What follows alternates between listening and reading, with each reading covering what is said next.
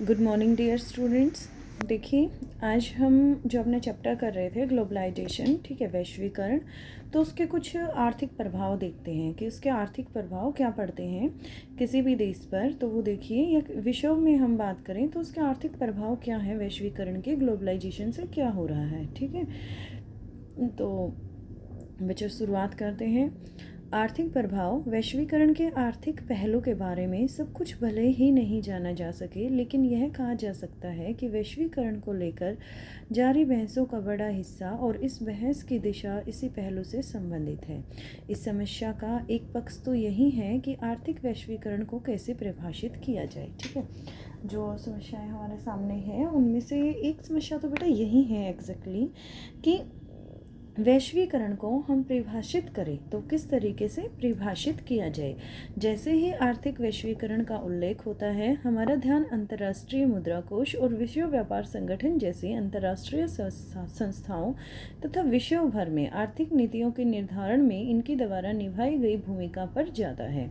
वैश्वीकरण की और आर्थिक वैश्वीकरण की बात आती है तो सबसे पहले जो IMF है, इंटरनेशनल मॉनेटरी फंड, या आप इसे अंतर्राष्ट्रीय मुद्रा कोष भी कह सकते हैं, और विश्व व्यापार संगठन, वर्ल्ड ट्रेड ऑर्गेनाइजेशन जैसी अंतर्राष्ट्रीय संस्थाओं पर हमारा ध्यान जाता है, और विश्व में जो भी आर्थिक नीतियों के निर्धारण में इनकी द्वारा निभाई गई भूमिका पर जाता है। हालांकि वैश्वीकरण को इतने संकीर्ण नजरिए से नहीं देखा जाना चाहिए। ठीक है, मतलब वैश्वीकरण सिर्फ एक इतना ही नहीं है कि हम इतने संकीर्ण, इतने नैरो से इस नज़रियों को देखें। इसका जो अर्थ है बेटा वो काफ़ी वास्ट है। ठीक है, क्या है इसका अर्थ? काफ़ी वास्ट है। और आर्थिक वैश्वीकरण में इन अंतर्राष्ट्रीय संस्थाओं के अलावा कई खिलाड़ी भी शामिल हैं। आर्थिक वैश्वीकरण को अधिक व्यापक नज़र से समझने के लिए हमें इससे होने वाले आर्थिक फ़ायदे के बंटवारे के अर्थ में सोचना चाहिए, यानी इस संदर्भ में कि किसी वैश्वीकरण से सबसे ज़्यादा फ़ायदा हुआ है और किसे सबसे कम हुआ है। यह भी देखने की ज़रूरत है कि वैश्वीकरण के कारण किसने नुकसान उठाया। ठीक है, अमूमन जिस प्रक्रिया को आर्थिक वैश्वीकरण कहा जाता है उसमें दुनिया के विभिन्न देशों के बीच आर्थिक प्रवाह तेज हो जाता है। कुछ आर्थिक प्रवाह स्वेच्छा से होते हैं, जबकि कुछ अंतर्राष्ट्रीय संस्थाओं और ताकतवर देशों द्वारा जबरन लादे जाते हैं। जैसा कि हमने इस अध्याय की शुरुआत में देखा, ये प्रवाह कई किस्म के हो जाते हैं, जैसे वस्तुओं, पूंजी, जनता तथा विचारों का प्रवाह। वैश्वीकरण के चलते पूरी दुनिया में वस्तुओं के व्यापार में इजाफा हुआ है। ठीक है, वैश्वीकरण की जब हम बात कर रहे हैं तो इसमें देखिए, वैश्वीकरण के चलते पूरी दुनिया में वस्तुओं के व्यापार से क्या हुआ है? इजाफा हुआ है, लाभ हुआ है, और अलग अलग देश अपने यहाँ होने वाले आयात पर प्रतिबंध लगाते हैं। जो कंट्रीज़ होती हैं, तो इसमें हम क्या कहेंगे कि जो इंपोर्ट हो रहा है उस पर क्या करते हैं, मतलब आयात का मतलब किसी देश से वस्तुएं जो हम खरीदते हैं या कोई देश की वस्तुएं हमारे देश में आती हैं। ठीक है, तो देश जो हैं वो इन पर क्या लगाते हैं? प्रतिबंध लगाते हैं। लेकिन अब ये प्रतिबंध कम हो गए हैं। पहले इंडिया में भी 1991 तक, 1991 तक भारत में भी आयात पर प्रतिबंध था। ठीक है, कुछ लिमिटेड चीज़ों के लिए ही हमारे देश ने अनुमति दे रखी थी, लेकिन अब हमने जो व्यापार के जो ट्रेड बैरियर्स हैं वो हमने अब हटा दिए हैं। ठीक है, तो ये प्रतिबंध क्या हो गए हैं? कम हो गए हैं। ठीक इसी तरह दुनिया भर में पूंजी की आवाजाही पर अब कहीं कम प्रतिबंध है। व्यवहारिक धरातल पर इसका अर्थ यह हुआ कि धनी देश के निवेशकर्ता अपना धन अपने देश की जगह कहीं और निवेश कर सकते हैं। ठीक है, इसमें ये क्या कह रहा है कि व्यापारिक धरातल पर इसका अर्थ यह है कि यह हुआ कि जो धनी देश के निवेश करता है अपना धन अपने देश की जगह कहीं और निवेश कर सकते हैं, खासकर विकासशील देशों में जहां उन्हें ज़्यादा मुनाफा होगा। देखिए, वैश्वीकरण का अर्थ यहाँ पर क्या बताया गया है कि पहले तो देखिए व्यापार के लिए प्रतिबंध होते थे, लेकिन अब जो हैं वो ऐसी समस्याएं नहीं हैं।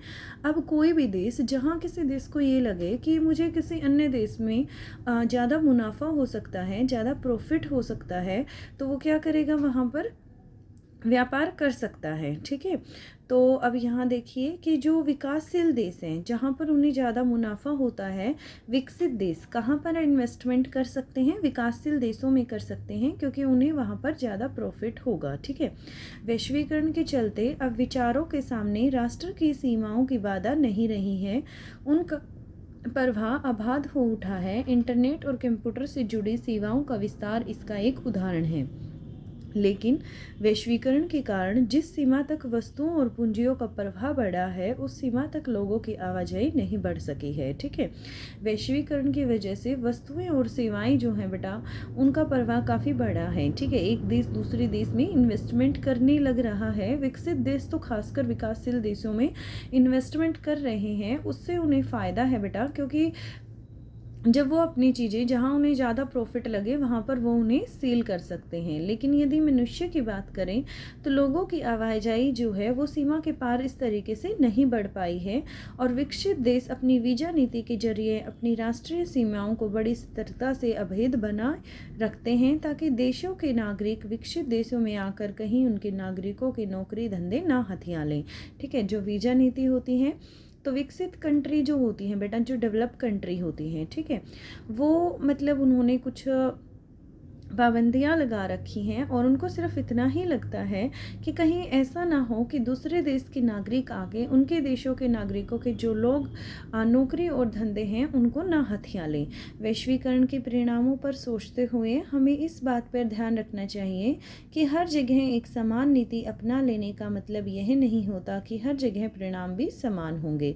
यदि सभी जगह पर एक नीति अपना ली जाती है तो ये बिल्कुल भी ज़रूरी नहीं है कि जो उसके परिणाम होंगे, जो उसके रिजल्ट्स होंगे, वो भी इक्वल होंगे। वैश्वीकरण के कारण दुनिया अलग अलग हिस्सों में सरकारों ने एक साथ आर्थिक नीतियों को अपनाया है, लेकिन विश्व के विभिन्न भागों में इसके परिणाम बहुत अलग अलग हुए हैं। यहाँ भी हमें सर्व सामान्य निष्कर्ष निकालने की बजाय संदर्भ विशेष पर ध्यान देना होगा। आर्थिक वैश्वीकरण के कारण पूरे विश्व में जनमत बड़ी गहराई से बट गया है। आर्थिक वैश्वीकरण के कारण सरकारें कुछ जिम्मेदारियों से अपना हाथ खींच रही हैं, और इससे सामाजिक न्याय से सरोकार रखने वाले लोग क्या हैं? चिंतित हैं। इनका कहना है कि आर्थिक वैश्वीकरण से आबादी के एक बड़े छोटे तबके को फ़ायदा होगा, जबकि नौकरी और जन कल्याण के लिए सरकार पर आश्रित रहने वाले लोग जो हैं वो बदहाल हो जाएंगे। ठीक है, अब देखिए बेटा, इसमें क्या कहता है ये कि यदि ऐसे ही वैश्वीकरण होता रहा, ठीक है, तो उन्हें क्या लग रहा है कि जो एक छोटे तबके को तो इसको फ़ायदा हो सकता है, जबकि जो नौकरी कर रहे हैं या जन कल्याण के लिए सरकार पर आश्रित रहने वाले लोग क्या हो जाएंगे? बदहाल हो जाएंगे, बदहाल हो जाएंगे, उनके हालात ऐसे नहीं होंगे। और सामाजिक न्याय के पक्षधर इस बात पर जोर देते हैं कि कुछ संस्थानिक उपाय किए जाने चाहिए, या कहें कि सामाजिक सुरक्षा कवच तैयार किया जाना चाहिए। जो लोग आर्थिक रूप से कमज़ोर हैं उन पर वैश्वीकरण के दुष्प्रभाव को कम किया जा सके। दुनिया के अनेक आंदोलनों की मान्यता है कि सामाजिक सुरक्षा कवच की बात अव्यावहारिक है और इतना भर उपाय पर्याप्त नहीं होगा। ऐसे आंदोलनों ने बलपूर्वक किए जा रहे वैश्वीकरण को रोकने की आवाज़ लगाई है, क्योंकि इससे गरीब देश आर्थिक रूप से बर्बादी की कगार पर पहुंच जाएंगे। खासकर इन देशों के गरीब लोग एकदम क्या हो जाएंगे? बदहाल हो जाएंगे। और कुछ अर्थशास्त्रियों ने आर्थिक वैश्वीकरण को विश्व का पुनः उपनिवेशीकरण कहा है। आर्थिक वैश्वीकरण की प्रक्रियाओं के समर्थकों का तर्क है कि इससे समृद्धि बढ़ती है। देखिए, आर्थिक वैश्वीकरण की कुछ नकारात्मक और सकारात्मक दोनों तरीके के प्रभाव हैं, और जो इसके समर्थक हैं उनका मानना है कि इससे समृद्धि बढ़ती है, प्रॉस्पेरिटी आती है। खुलेपन के कारण ज़्यादा से ज़्यादा आबादी की खुशहाली बढ़ती है। व्यापार की बढ़ती से हर देश को अपना बेहतर कर दिखाने का मौका मिलता है। इससे पूरी दुनिया को क्या होता है? फ़ायदा होगा। और इन लोगों का कहना है कि आर्थिक वैश्वीकरण अपरिहार्य और इतिहास की धारा को अवरुद्ध करना कोई बुद्धिमानी नहीं। वैश्वीकरण की मध्यम मार्गी समर्थकों का कहना है कि वैश्वीकरण ने चुनौतियां पेश की हैं और सजग सचेत होकर पूरी बुद्धिमत्ता से इसका सामना किया जाना चाहिए। बहरहाल इस बात से इनकार नहीं किया जा सकता कि पारस्परिक निर्भरता की रफ्तार अब तेज हो चली है। ठीक है, सब एक दूसरे पर क्या हो गए हैं, डिपेंड हो गए हैं, निर्भर हो गए हैं, और वैश्वीकरण के फलस्वरूप विश्व के विभिन्न भागों में सरकार, व्यवसाय तथा लोगों के बीच जुड़ाव जो है वो बढ़ रहा है। अब हम बात करते हैं सांस्कृतिक प्रभाव की। अभी तक हमने देखा आर्थिक प्रभाव के बारे में, अब हम देखेंगे इसके सांस्कृतिक प्रभाव क्या है। तो वैश्वीकरण के परिणाम सिर्फ आर्थिक और राजनीतिक दायरों में ही नहीं नज़र आते, हम घर पर बैठे हों तब भी इसकी चपेट में होते हैं। हम जो कुछ खाते हैं, पहनते हैं अथवा सोचते हैं, सब पर इसका असर जो है वो नज़र आता है। ठीक है, हम जिन बातों को अपनी पसंद कहते हैं वे बातें भी वैश्वीकरण के असर में तय होती हैं। वैश्वीकरण के सांस्कृतिक प्रभाव को देखते हुए इस प्रक्रिया भय को बल मिलता है कि यह प्रक्रिया विश्व की संस्कृतियों को खतरा पहुंचाएगी। वैश्वीकरण से यह होता है क्योंकि वैश्वीकरण सांस्कृतिक समरूपता ले आता है, लेकिन सांस्कृतिक समरूपता का यहाँ पर क्या अर्थ है तो वो देखेंगे। सांस्कृतिक समरूपता का यह अर्थ नहीं है कि विश्व संस्कृति का उदय हो रहा है। ऐसा नहीं है कि विश्व की जो संस्कृति है उसकी अभी शुरुआत हो रही है, उदय हो रहा है।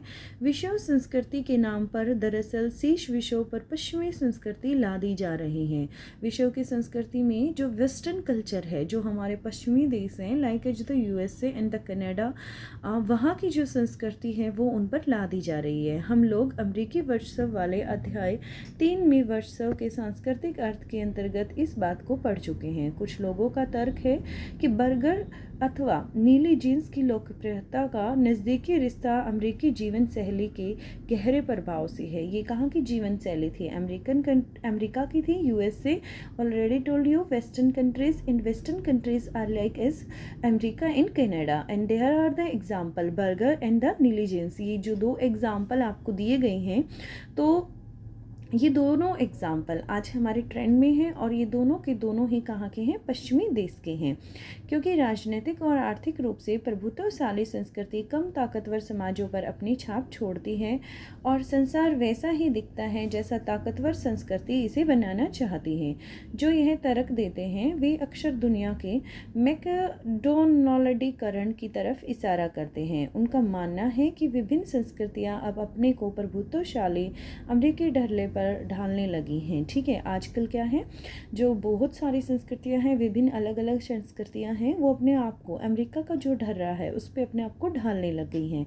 क्योंकि इससे पूरे विश्व की समृद्ध सांस्कृतिक धरोहर धीरे धीरे खत्म होती है, इसलिए यह केवल गरीब देशों के लिए ही नहीं बल्कि समुचित मानवता के लिए खतरनाक है। ठीक है, उसके बाद देखिए, इसके साथ साथ यह मान लेना एक भूल है कि वैश्वीकरण के सांस्कृतिक प्रभाव सिर्फ नकारात्मक हैं। संस्कृति कोई जड़ वस्तु नहीं होती है। हर संस्कृति हर समय बाहरी प्रभाव को स्वीकार करती रहती है। कुछ बाहरी प्रभाव नकारात्मक होते हैं क्योंकि इससे हमारी पसंदों में भी कमी आती है। कभी कभी बाहरी प्रभाव से हमारी पसंद नापसंद का दायरा बढ़ता है, तो कभी इनसे परंपरागत जो हमारे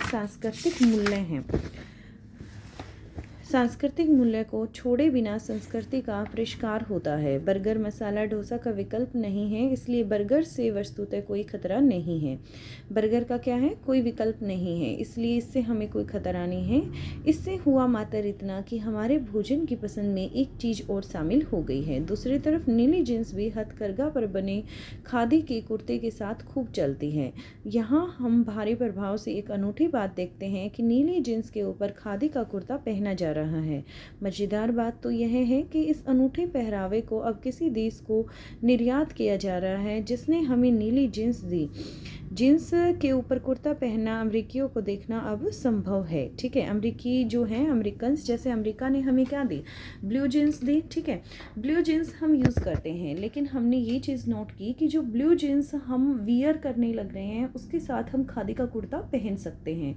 तो जो हमारा हथकरघा व्यापार एक तरीके से ये कंप्लीट, अब हम क्या कर सकते हैं, जो दूसरी हैं जैसे कि कुछ अमेरिका की हम बात करें तो अमेरिका में ये चीज़ हम क्या कर सकते हैं? एक्सपोर्ट कर सकते हैं। इसका हम निर्यात कर सकते हैं और इससे हमें भी फ़ायदा है, ठीक है।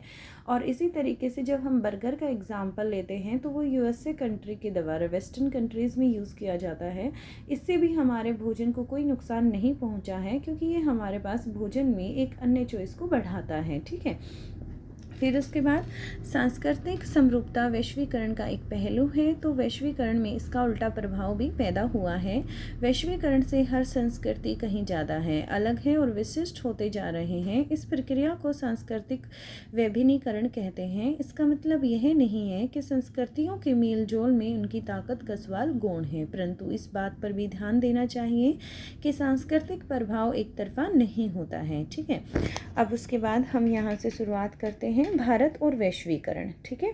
अब इंडिया में वैश्वीकरण की क्या भूमिका है उसके बारे में बच्चों हम यहाँ देखेंगे। हमने पहले इशारा किया था कि दुनिया के विभिन्न भागों में वैश्वीकरण इतिहास की विभिन्न कालावधियों में पहले भी हो चुका है। पूंजी, वस्तु, विचार और लोगों की आवाजाही का भारतीय इतिहास कई सदियों का है और औपनिवेशिक दौर में ब्रिटेन के साम्राज्यवादी मंसूबों के परिणामस्वरूप भारत आधारभूत वस्तुओं और कच्चे माल का निर्यातक तथा बने बनाए सामानों का आयातक रहा है। कच्चा माल ब्रिटेन के टाइम से ही, और ब्रिटेन में जब हमारा राष्ट्र ब्रिटेन के अधीन था तो उस टाइम पे भी हमारे जो आधारभूत वस्तुएं होती थी या कुछ जो रॉ मटेरियल्स होता है, कच्चे पदार्थ होते थे, हम उनका एक्सपोर्ट करते थे, उनको दूसरे देशों को निर्यात करते थे और बने बनाए पदार्थ हम उनसे लेते थे, इंपोर्ट हम करते थे, ठीक है। तो अपने इन अनुभवों से सबक लेते हुए हमने फैसला किया कि दूसरों पर निर्भर रहने की बजाय खुद सामान बना जाए, और हमने यह भी फैसला किया कि दूसरे देशों को निर्यात की अनुमति नहीं होगी, मतलब एक्सपोर्ट की अनुमति नहीं होगी, ताकि हमारे अपने उत्पादक चीज़ों को बनाना सीख सकें। इसी संरक्षणवाद से कुछ नई दिक्कतें पैदा हुई।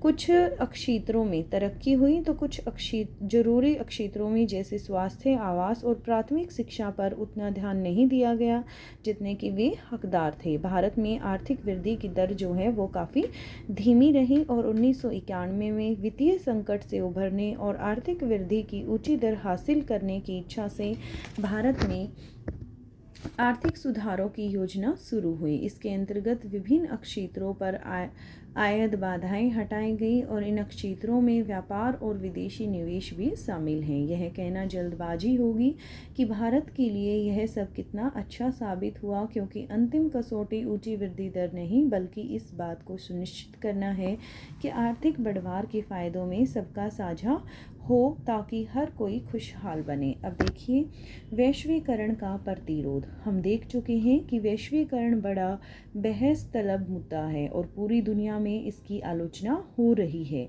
मैंने इसको आपके जो भी मैंने आपको ये आर्थिक इफ़ेक्ट पढ़ाए, सांस्कृतिक पढ़ाए, इनमें मैंने आपको पॉजिटिव और नेगेटिव दोनों ही इफ़ेक्ट्स एक्सप्लेन किए हैं, ठीक है। और फिर इंडिया में जो वैश्वीकरण की स्थिति रही है 1991 तक हमने ट्रेड बैरियर लगाए रखे और हमारी इकोनॉमिक दर जो है, इकोनॉमिक रेट बढ़ जाए, इसलिए हमने इन व्यापार के इन ट्रेड बैरियर्स को हमने हटा दिया और वैश्वीकरण का प्रतिरोध देखते हैं। अब हम देख चुके हैं कि वैश्वीकरण बड़ा बहस तलब मुद्दा है। पूरी दुनिया में इसकी आलोचना हो रही है, इसकी निंदा हो रही है और वैश्वीकरण के आलोचक कई तर्क देते हैं। वामपंथी राजनीति के रुझान रखने वालों का तर्क है कि मौजूदा वैश्वीकरण विश्वव्यापी पूंजीवाद की एक खास अवस्था है जो धनिकों को और ज़्यादा धनी और गरीबों को और ज़्यादा गरीब बनाती है। वैश्वीकरण के बारे में क्या पॉइंट ऑफ व्यू दिया है कि यह अमीरों को और अमीर बनाती है, धनी लोग और ज़्यादा धनी होते हैं और गरीब जो हैं वो और ज़्यादा गरीब होते हैं। राज्य के कमज़ोर होने से गरीबों के हित की रक्षा करने की उसकी क्षमता में कमी आती है। वैश्वीकरण के दक्षिणी पंथी आलोचक इसके राजनीतिक, आर्थिक और सांस्कृतिक प्रभावों को लेकर चिंतित हैं। राजनीतिक अर्थों में उन्हें राज्य के कमज़ोर होने की चिंता है। वे चाहते हैं कि कम से कम कुछ क्षेत्रों में आर्थिक निर्भरता होनी चाहिए या संरक्षणवाद जो इंडिया ने अपनाया था ताकि उनके उद्योग धंधे पनप सकें और दूसरे देश यहाँ पर आकर किसी भी वस्तु का निर्यात ना करें, तो उन्हीं के वो पक्ष में हैं। और सांस्कृतिक संदर्भ में इनकी चिंता है कि परंपरागत संस्कृति की हानि होगी और लोग अपने सदियों पुराने जीवन मूल्यों और तौर तरीकों से हाथ हाथ धो देंगे, ठीक है।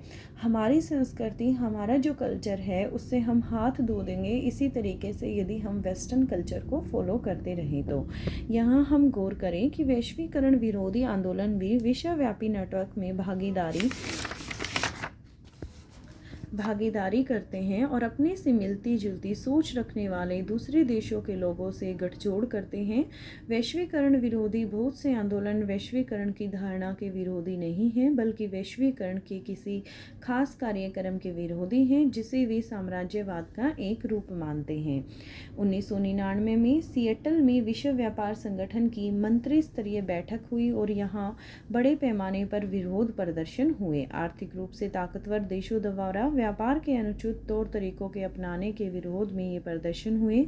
विरोधियों का तर्क था कि उदीयमान वैश्विक आर्थिक व्यवस्था में विकासशील देशों के हितों को समुचित महत्व नहीं दिया गया है। जो वैश्विक आर्थिक व्यवस्था है उसमें विकासशील देशों के जो हित हैं उनको समुचित महत्व नहीं दिया गया है। नव उदारवादी वैश्वीकरण के विरोध का एक विश्वव्यापी मंच जिसे वर्ल्ड सोशल फोरम है, और इस मंच के तहत मानव अधिकार कार्यकर्ता, पर्यावरणवादी, मजदूर, युवा और महिला कार्यकर्ता एकजुट होकर नव उदारवादी वैश्वीकरण का विरोध करते हैं। वर्ल्ड सोशल फोरम की पहली बैठक 2001 में ब्राज़ील के पोर्टो अल्गेरी में हुई थी और 2004 में इसकी चौथी बैठक मुंबई में हुई थी। इसकी 7वीं बैठक नैरोबी में हुई थी नैरोबी में कीनिया में हुई थी और 2007 में हुई थी। अब भारत और वैश्वीकरण का हम प्रतिरोध देख लेते हैं। वैश्वीकरण के प्रतिरोध को लेकर भारत के अनुभव क्या हैं? सामाजिक आंदोलनों से लोगों को अपने पास पड़ोस की दुनिया को समझने में मदद मिलती है। लोगों को अपनी समस्याओं के हल तलाशने में भी जो सामाजिक आंदोलनों से मदद मिलती है। भारत में वैश्वीकरण का विरोध कई हलकों से हो रहा है। आर्थिक वैश्वीकरण के खिलाफ वामपंथी तेवर की आवाज़ें राजनीतिक दलों की तरफ से उठी हैं, तो इंडियन सोशल फोरम जैसे मंचों से भी औद्योगिक, श्रमिक और किसानों के संगठनों ने बहुराष्ट्रीय निगमों के प्रवेश का विरोध किया है। जो मल्टीनेशनल्स हैं उनका विरोध किया गया है। और कुछ वनस्पतियां मसलन कि नीम को अमेरिकी और यूरोपीय फर्मों ने पेटेंट कराने के प्रयास किए हैं, इसका भी कड़ा विरोध किया है भारत ने। और वैश्वीकरण का विरोध राजनीति के दक्षिणपंथी खेमों से हुआ है। यह खेमा विभिन्न सांस्कृतिक प्रभाव का विरोध कर रहा है, जिससे केवल नेटवर्क के जरिए उपलब्ध कराए जा रहे विदेशी टीवी चैनलों से लेकर वैलेंटाइन डे मनाने तथा स्कूल कॉलेज के छात्र छात्राओं के पश्चिमी पोशाकों के लिए बढ़ती अभिरुचि तक का विरोध कर रहा है। जो कॉलेज गोइंग स्टूडेंट्स हैं वो सारे के सारे जो वेस्टर्न कल्चर ड्रेसेस होती हैं उनमें इंटरेस्ट ले रहे हैं और उसी इंटरेस्ट को उसका भारत जो है वो विरोध करने लग रहा है। ठीक है, क्लियर हो गया है आपको यहाँ तक? तो ये आपका चैप्टर कंप्लीट हो गया है बेटा। This is the chapter 9th of your first book. और इस बुक में चैप्टर का नाम आपका वैश्वीकरण था, ग्लोबलाइजेशन था। इसके आपको टेक्सचुअल्स क्वेश्चंस जो हैं वो अपनी नोटबुक में लिखने हैं और साथ में ये टेक्सचुअल्स क्वेश्चन आपको लर्न करने हैं। This is your 2 days homework. Clear हो गया आपको इतना बेटा? ओके, तो कल आपका इसी चैप्टर का टेस्ट होगा।